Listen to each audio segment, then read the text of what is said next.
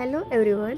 So आज भाजीला काहीच नव्हतं आणि जेव्हा कधी भाजीला काहीच नसतं तर हे शास्त्र आहे की त्या दिवशी खिचडी बनवायची असते. सो इथे मी आता बनवते लंचसाठी खिचडी. आणि काही नाही, बेसिक आपलं कांदा, टोमॅटो, मिरची, बटाटा, वाटाणा, शेंगदाणा, कोथिंबीर वगैरे हे जे आपण आपल्याकडे व्हेजिटेबल्स असेल ते सगळे मिक्स करायचे. एकत्रच मी टाकून दिले डायरेक्ट कुकरमध्ये. आणि आज मला थोडीशी अशी गचकासारखी खिचडी खायची होती. सो मी थोडंसं पाणी एक्स्ट्रा टाकणार आहे, म्हणजे तशी खिचडी होईल. कारण की माझा गळा बसला आहे, मला गेल्या 1-1.5 महिन्यापासून सर्दी आहे. म्हणजे जाते परत येते असं चालू आहे कंटिन्यू, कारण की वातावरण पण तसंच आहे त्यामुळे.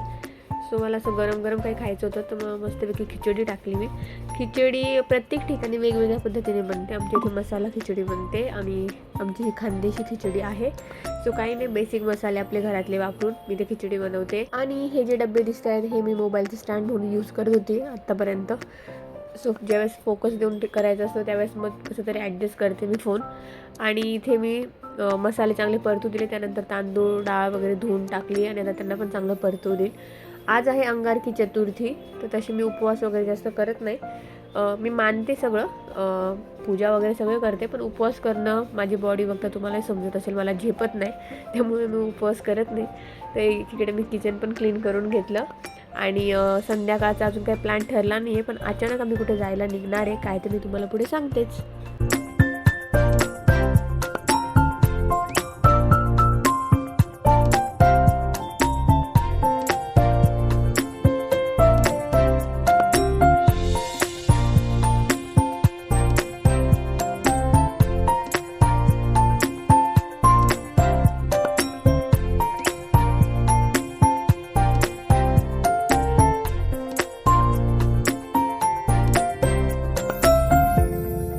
त्यानंतर दुपारी मी इथे रताळ्याचे काप बनवायला घेतले आहेत. तर अर्धा किलो मी रताळे मागवले. ते मला माहिती नव्हतं की इतके जास्त होईल ते, पण आता म्हटलं कापलेच ठेवून काय करणार, म्हणून मग बनवून घेतले.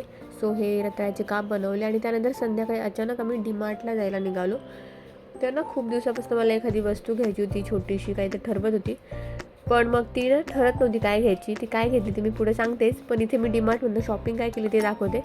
तर काही थोडंफार चटरपटर घेतलं खाण्यासाठी. आणि इथे मी ना 2-3 लेगिन्स घेतल्या, ब्लॅक स्किन कलरची आणि व्हाईट.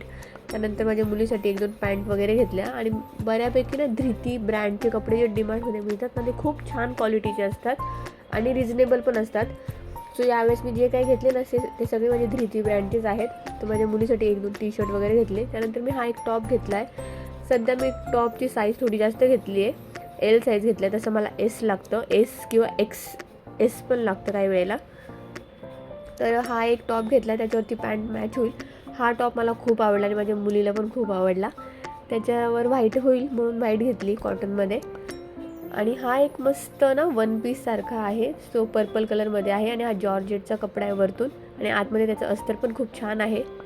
सो हा पण खूप मस्त आहे. तर मग असे 3 टॉप आणि 2-3 पॅन्टी वगैरे असं काय काय घेतले. कपडा खूप छान आहे, जाड आहे, 3-4 स्लीव्ज आहे त्याचे. आणि जेव्हा कधी घालेल तेव्हा दाखवेलच. आणि हे 1-2 घरात घालायला टी-शर्ट पॅन्ट वगैरे असं काही घेतलं. त्यानंतर रात्री डिनरमध्ये पिझ्झा बनवलेला. आणि ज्यावेळेस मी डीमार्टमधनं येत होती त्यानंतर मी गेलेली वामनहरी पेठेमध्ये आणि तिथून मी घेतली आहे गणपतीची चांदीची मूर्ती. सो आज ना अंगारकी मला बऱ्याच दिवसापासून काही घ्यायचं होतं, जसं मी मगाशी बोललीच. तर इच्छा होती काहीतरी घेऊ आणि अचानक मला सकाळी मनात आलं की अरे मी गणपतीची चांदीची मूर्ती घेऊ का, माझ्या बजेटमध्ये बसेल. पण जाऊन बघितली तर आवडली, तर घेतली मी मंगळवारी. पण आज आहे गुरुवार, ज्या दिवशी मी अभिषेक वगैरे करून त्याला स्थापना करते आहे त्याची मंदिरामध्ये. कारण की आम्हाला संध्याकाळी येता लेट झालेला आणि मग त्या संध्याकाळी कायच करणार. आणि बुधवारी करण्याची माझी इच्छा नव्हती स्थापना, म्हणून मग आज गुरुवार आहे. सो आज मी मस्तपैकी दुधाचा, दहीचा आणि पाण्याचा अभिषेक करून करते. खूप छान पद्धतीने मला येत नाही करता, पण जसं मला जमत होतं माझ्या पद्धतीने मी केलं. देवाला सांगितलं बघ बाबा मला जमतं तसं मी केलं आहे, तू स्वीकारून घे.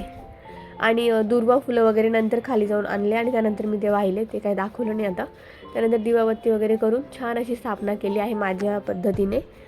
सो असा होता हा आजचा छोटासा ब्लॉग. तसा मी मोठा करण्याचा प्रयत्न केलेला पण काही झाला नाही मोठा.